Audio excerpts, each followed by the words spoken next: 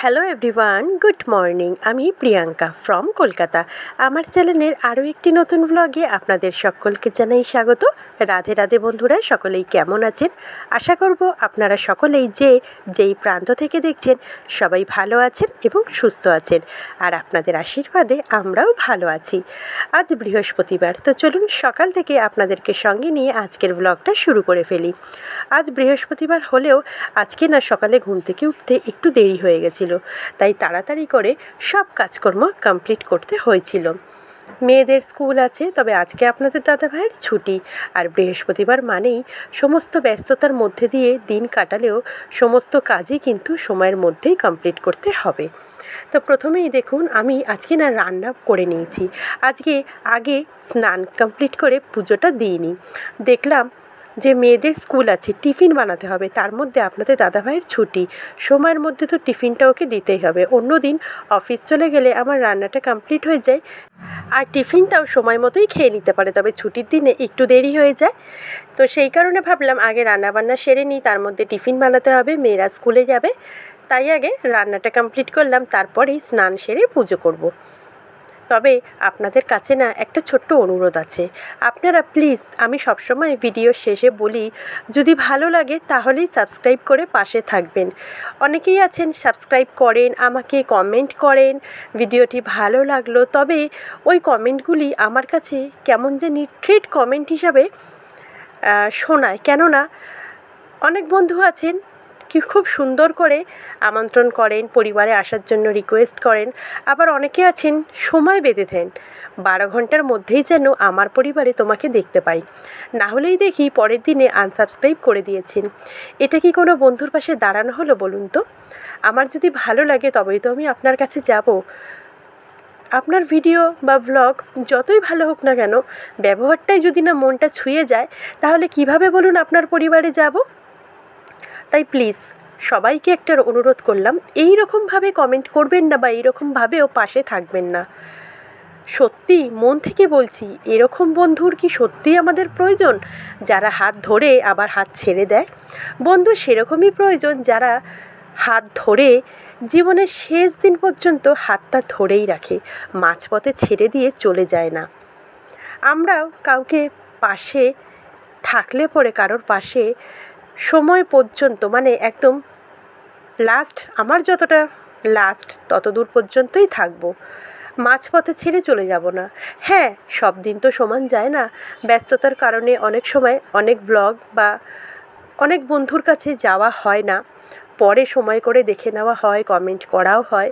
তা বলে এই না যে নিয়মিত কমেন্ট করছি না দেখে বা নিয়মিত ব্লগ দেখছি না দেখে তার হাত ছেড়ে দিয়েছি, মাঝপথে ফেলে রেখে চলে এসেছি। প্লিজ এরকম করবেন না, এত অমানবিক হবেন না। কটাই তো জীবন, জীবনের কয়েকটা মুহূর্তই কিন্তু বাকি। আজ রাত্রিবেলায় ঘুমালে পরের দিন সকালে যে আমরা আবার সবাই সুস্থ হয়ে উঠব, তার কিন্তু কোনো গ্যারেন্টি নেই, জানেন তো? এই জীবনে লাইফের কোনো গ্যারেন্টি নেই, কিন্তু ইলেকট্রনিক জিনিসের গ্যারেন্টি আছে। 6 মাসের ওয়ারেন্টি থাকে, 1 বছরের ওয়ারেন্টি থাকে, কিন্তু লাইফের গ্যারেন্টি কোথায় বলুন তো? চোখ বুজলে যে রাত হয়, যে আমরা নিশ্চিন্তে ঘুমাই, আমরা অনেকেই আছি আর কিন্তু সেই ঘুম থেকে সকালটা দেখতে পাই না। অনেক অঘটন ঘুমের মধ্যে দিয়েই হয়ে যায়। তাই মানুষের জীবনের কোনো নিশ্চিত নেই, জীবনটা সত্যিই অনিশ্চয়তায় ভরা। তাই বন্ধু যদি হতেই হয়, বন্ধুর মতো বন্ধু হন। এরকম বন্ধু মাঝপথে ছেড়ে চলে যাবে, সেই বন্ধুর কিন্তু কোনো মানও নেই, মর্যাদাও নেই, আর সেই বন্ধুর কোনো বন্ধুত্বও নেই। তো চলুন, অনেক জ্ঞানের কথা বলে ফেললাম, হয়তো আপনাদের অনেকেরই মনে হবে, তবে প্লিজ অনুরোধটা একটু মাথায় রেখে তবে চ্যানেলটা সাবস্ক্রাইব করবেন। এতে আপনার চ্যানেলেরও কিন্তু ক্ষতি হয়, আমার চ্যানেলেরও কিন্তু ক্ষতি হয়। আপনাদের হয়তো মনে হবে যে অনেকখানি জ্ঞান দিলাম, কারোর মনে হওয়া তার ওপরে তো আমার কোনো হাত নেই। তাই আপনাদের যে যেরকমই মনে করুন না কেন, আমি শুধু এটুকুই অনুরোধ করব, যদি বন্ধু হন বন্ধুর মতোই বন্ধু হবেন, না হলে দরকার নেই। দুজনের ক্ষতি করে কারোর পাশে দাঁড়ানোর কোনো মানে হয় না। চিচিঙ্গে ভাজা কমপ্লিট হয়ে গেছে।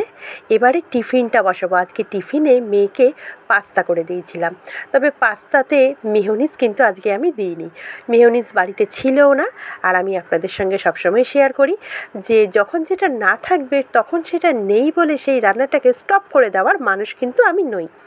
সেটা নেই তো কী হয়েছে, অন্য কিছু ইনগ্রিডিয়েন্টস আছে, সেটা দিয়ে একটু অন্যরকম একটু নতুনত্ব ট্রাই করাই যেতে পারে। তাই আজকে সোয়া সস আর টমেটো সস দিয়েই আমি পাস্তাটা কমপ্লিট করেছি। একটু আলু, গাজর, পেঁয়াজ দিয়ে করেছি আর ডিম দিয়েছি দুখানা ঝুড়ো করে। পাস্তাটা প্রথমেই সেদ্ধ করে নিয়েছিলাম আর আপনারা তো দেখেই নিলেন পাস্তাটা খেতে কিন্তু দারুণ হয়েছিল। আর সবশেষে দিয়ে দিয়েছিলাম টমেটো সসের পরে গোলমরিচের গুঁড়ো। সেটা দেওয়াতে স্বাদটা মনে হয় দ্বিগুণ পরিমাণে হয়ে গেছে। খুব ভালোভাবে মিশিয়ে নিচ্ছি। এবারে হটপটের মধ্যে ঢেলে নেব, তাহলে পাস্তাটা অনেকক্ষণ কিন্তু গরম থাকবে। তো চলুন আপনাদের সামনে নিয়ে চলে আসলাম গরম গরম স্পাইসি পাস্তা। যারা পাস্তা খেতে ভালোবাসেন তারা কিন্তু একটা লাইক করেই দেবেন এই পাস্তাটা দেখার পরে।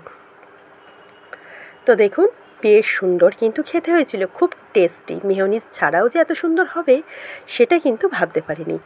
তারপরে বসিয়ে ফেললাম দুপুরের রান্নার মাছটা, কেন এখনও অনেকগুলি কাজ বাকি আছে।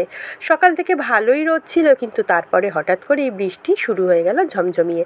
সেই বৃষ্টি থামার কিন্তু কোনো শেষই নেই, মাঝে মধ্যেই হচ্ছে আবার মাঝে মধ্যেই বন্ধ হয়ে যাচ্ছে। তবে বন্ধ হওয়ার পরিমাণটা কিন্তু খুবই কম, হওয়ার পরিমাণটাই সব থেকে বেশি। তো এখন আমি করে নিচ্ছিলাম ভেটকি মাছ ভাজা। কালকে আপনাদের দাদাভাই এনেছিল ভেটকি মাছ। ভেটকি মাছটা ভেজে নিলাম। আরও এনেছিল 3খানা চারাপোনা মাছ আপনাদের দাদা ভাইয়ের আর আমার শ্বশুরমশাইয়ের জন্য। ওদেরটা পরে ঘাটি কচু দিয়ে ঝোল করেছিলাম। তবে ঘাটি কচু দিয়ে মাছের ঝোলের রেসিপি আমি অনেকবার শেয়ার করেছি, তাই আর মাছের ঝোলটা দেখাইনি। খালি ভেটকি মাছটা সর্ষে বাটা করেছি, সেটাই আপনাদের সঙ্গে শেয়ার করলাম।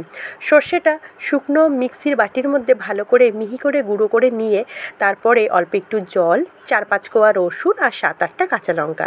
ঝালটা আপনারা যে যেরকম খাবেন সেরকম দেবেন। জানেন তো সর্ষে বাটার মধ্যে কয়েক কোয়া রসুন দিলে কিন্তু সর্ষে বাটার স্বাদটা বেশ সুন্দর হয়, আর সেই তিতকুটে স্বাদটা কিন্তু হয় না। তাই আমি বেশ এখন থেকে সর্ষে বাটা করলে সেই ইলিশ মাছ করি আর চাই ভেটকি মাছ 2-3 কোয়া রসুন দিয়েই দিই। তো কড়াইতে আরেকটু তেল দিলাম, তেল দিয়ে কালো জিরে ফোড়ন দিলাম। এবারে মিক্সির থেকে সর্ষে বাটাটা ঢেলে দেবো। তবে মিক্সিতে থেকে বাটিটার থেকে আমি যখন মশলাটা দিচ্ছি, আপনারা হয়তো রান্নাঘরের জানলা দিয়ে দেখতে পাবেন গাছের পাতাগুলি নড়ছে, বেশ ঝোড়ো হওয়ার মতন উঠেছিল। আর চারপাশটা বেশ ভালোই কিন্তু কালো করে এসছিল। আমি তো ভাবছি তাড়াতাড়ি করে মাছটা বসিয়েই দৌড়াবো জামা কাপড়গুলি তুলতে, কিন্তু ততক্ষণের পর্যন্ত অপেক্ষায় রইল না। আমি গ্যাসটাকে সিম করে দিলাম আর একটু হলুদ গুঁড়ো দেওয়ার পরে গোলমরিচ গুঁড়ো দিচ্ছি। দেখি বৃষ্টির বড় বড় ফোঁটা পড়া শুরু করে দিয়েছে। গ্যাসটাকে কমিয়ে দিয়ে জামা কাপড়গুলি নামিয়ে এনে টমেটোর টুকরোটা কেটে আবার আমি ভিডিওটা অন করে চলে আসলাম আপনাদের সামনে। আমাদের ঘরের বউদের হাত দুটো হতে পারে, কিন্তু 10 হাতে মা দুর্গার মতন সংসারটাকে সামলে রাখি। যারা আমার মতন অনেক ছোটো বয়সে সংসারে চলে এসেছেন তাদের ঝড়ঝাপটা জীবনের ওপর দিয়ে অনেকেই যায়, সেটা নতুন করে বলার কিছু নেই। এক একজনের এক এক রকম সমস্যা, কিন্তু সেই সমস্যার সমাধান করে আমরা নিয়মিত সবার মন জুগিয়ে কিন্তু কাজকর্ম করে সমস্ত সংসারটাকে সামলে রাখি। জীবনে তো সমস্যা থাকবেই, সেই সমস্যার সমাধান করে এগিয়ে যাওয়ার নামই কিন্তু প্রপার জীবন। বেঁচে থাকাটার থেকে ভালোভাবে সুস্থ হয়ে বেঁচে থাকাটাই বেশি আমাদের পক্ষে জরুরি। তো দেখুন মাছটা, ভাজা মাছগুলি দিয়ে জলটা অ্যাড করে দিলাম। এবার একটু ঢেকে দেবো। ভেটকি মাছ যেহেতু খুব নরম মাছ, তাই আর বেশিক্ষণ কিন্তু ফোটাইনি, অল্প পরিমাণে ফুটিয়ে আবার আমি ওপর থেকে কাঁচা তেল একটু দিয়ে, কেন সর্ষে বাটার মধ্যে একটু কাঁচা তেল না দিলে সর্ষে বাটার স্বাদ কিন্তু দ্বিগুণ হবে না। সর্ষে বাটা দিয়ে সে আপনি পমফ্রেট মাছ করুন, চিংড়ি করুন, ইলিশ করুন বা ভেটকি করুন, যাই করুন না কেন, বেশ জ্যান্ত কাতলা মাছের পেটি রান্না করলেও সর্ষে বাটা দিয়ে কিন্তু দারুণ লাগে। কিন্তু দুঃখের বিষয় আমি মাছের পেটি খাই না। তো চলুন, মাছ কমপ্লিট হয়ে গেছে, গ্যাসটা আমি অফ করে দিলাম। এবারে আপনাদেরকে সামনে থেকে একটু দেখিয়ে দিই। দারুণ হয়েছিল। 2খানা কাঁচা লঙ্কা ওপর থেকে একটুখানি গার্নিশের জন্য দিয়ে দিলাম। হাতের কাছে তো কিছু থাকে না, তাই কীভাবেই বা অত সুন্দর করে গার্নিশ করবো, তবুও যেইটুকু আপনাদের সামনে তুলে ধরতে পারি আমার যেন সেটুকুতেই বেশ ভালো লাগে। এবারে গাঁঠি কচু দিয়ে মাছের ঝোলটা দেখিয়ে দিই। রেসিপিটা তো আমি অনেকবার দিয়েই দিয়েছি, আপনারা চাইলে আমার আগের ভিডিও থেকে আপনারা রেসিপিটা কিন্তু সংগ্রহ করতে পারেন। তবে এই রান্নাটাও কিন্তু দারুণ হয় খেতে, যেমন দেখতেও সুন্দর হয়েছিল মাছের ঝোলটা, খেতেও কিন্তু দারুণ হয়েছিল। আজ বৃহস্পতিবার, তাই সুন্দর করে মা লক্ষ্মীর কাছে আর আমার গনুদাদার কাছে পুজোটা কমপ্লিট করে ফেললাম। যেহেতু বৃহস্পতিবার তাই গনুদাদাকে আর তুলিনি, আজকের মতন ওখানেই ছিল। আজকের মতন ব্লগটা এখানেই রাখলাম। ভালো লাগলেই তবেই কিন্তু পাশে থাকবেন। ভিডিও দেখার জন্য অনেক অনেক ধন্যবাদ। আজ তবে রাখি, দেখা হচ্ছে আগামী দিন নতুন ব্লগে। ততক্ষণের জন্য টাটা, রাধে রাধে।